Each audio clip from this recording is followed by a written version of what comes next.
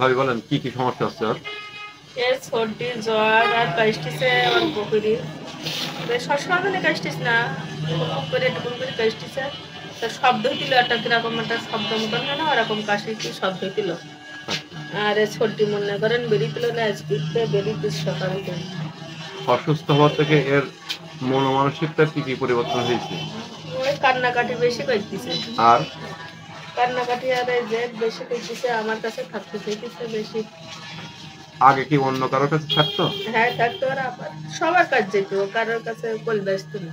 আর অসুস্থ হওয়ার থেকে কারোর কাছে যাচ্ছে কিছু না। যেতে চাচ্ছে না, না? না। কয়দিন হয়েছে এরকম? এই তো এই 5-6 দিন হয়ে গেছে। 5 দিন? 5-6 দিন হয়েছে। কোনো চিকিৎসা করেছেন এর আগে? না, বাড়ি ওষুধ ছিল তাই। কি ওষুধ ছিল ভাই? না পাচ্ছিল, তাই জ্বরটা কম পড়ার পরে মনে করেন আবার এই তাহলে ওর মূল কমপ্লেন হচ্ছে জ্বর, সর্দি সর্দি, হালকা কাশি। হইতে। না কেটে যাচ্ছে কিনা?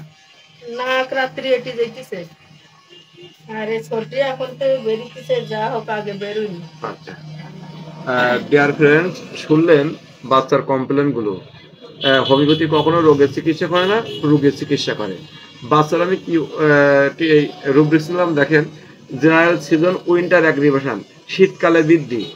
জেনারেল কোল্ড অ্যাগ্রিভেশন, ঠান্ডায় বৃদ্ধি। হঠাৎ ঠান্ডা পড়ছে, সমস্যা দেখা দিয়েছে। নোজ ক্যাটার, তরল সর্দি। দেখেন বাচ্চার নাক দিয়ে কিন্তু পানি ঝরতেছে, দেখলাম। Killing children in mother child killing ডা, এটাই সবচেয়ে কমপ্লেন। যে বাচ্চা অসুস্থ হওয়ার আগে থেকে কিন্তু সবার কাছে যেত, কিন্তু অসুস্থ হওয়ার থেকে সে মায়ের কাছে অন্য কারোর কাছে যেতে চাচ্ছে না, মাকে ভালোবাসতেছে। যেটা আমি রূপদিয়েছিলাম killing children in mother child killing দা। আর বাচ্চা কিন্তু অত্যন্ত দুর্বল হয়ে পড়েছে। বাচ্চা উঠে উঠে দাঁড়াচ্ছে, পড়ে যাচ্ছে, যেটাকে বলা হয় টরফার। টোটাল মিলিয়ে আমরা তাকে পালসিটলা 6 দিচ্ছি।